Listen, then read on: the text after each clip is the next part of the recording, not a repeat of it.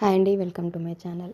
ఈరోజు వచ్చేసి దొండకాయ ఫ్రై, జొన్న రొట్టె, కొంచెం ఆనియన్, కొంచెం జీలకర్ర, ఆనియన్, పచ్చిమిర్చి వేసుకొని మంచిగా నూనెలో వేగినాక కొంచెం అల్లం వెల్లుల్లి పేస్ట్, కొంచెం పసుపు వేసుకోవాలి.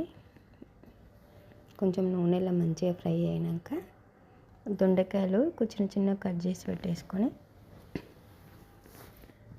దొండకాయలు వేసుకున్నాక కొంచెం సాల్ట్ వేసుకుంటే తొందరగా ఉడుకుతాయి దొండకాయలు.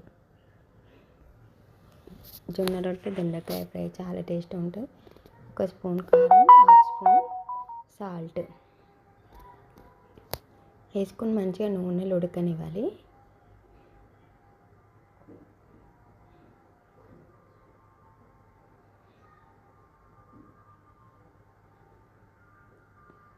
జొన్న రొట్టెలకు ఆకుకూర ఫ్రైలు చాలా బాగుంటాయి. కొంచెం నువ్వుల పొడి, నువ్వులు, జీలకర్ర అన్నీ కలిపి పొడి కొట్టేసి పెట్టుకుంటాను నేను.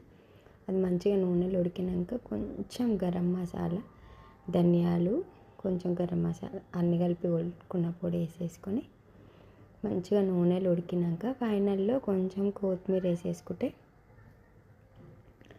చాలా టేస్ట్గా ఉంటుంది. జొన్న రొట్టెలకైతే చాలా బాగుంటుంది. చపాతీ అయినా, జొన్న రొట్టె అయినా, అన్నంలో కూడా బాగుంటుంది, రొట్టెలకి ఇంకా బాగుంటుంది. జొన్న రొట్టె రెసిపీ చేస్తున్నా చూడండి. ఈ పిండిలో వేడి నీళ్ళు వేసుకుంటే చాలా మంచిగా జిగురు వచ్చేస్తుంది. పిండి చేయరాని వాళ్ళకైనా సేమ్ చపాతీ పిండి లెక్కనే అవుతుంది, బాగా అవుతుంది. మిషన్లో కంటే చేతి మీద చేస్తే కొంచెం రొట్టె పొంగుతుంది, పొరలు పొరలు వస్తుంది. ఇంకా ఇట్లా చేసుకున్న వాళ్ళు చేతి మీద ఇట్లా కొడితే రొట్టె మంచిగా పొరలు 2 పొరలు వస్తుంది రొట్టె.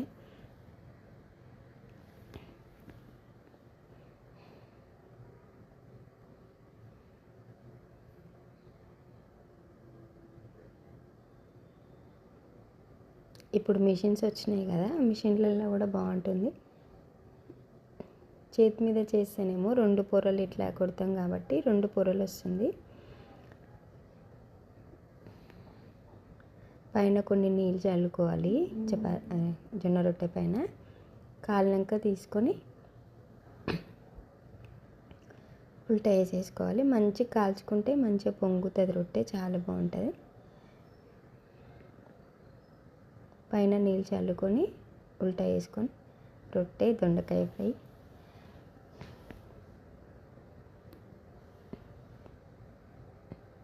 చాలా టేస్ట్గా ఉంటుంది. చేసుకొని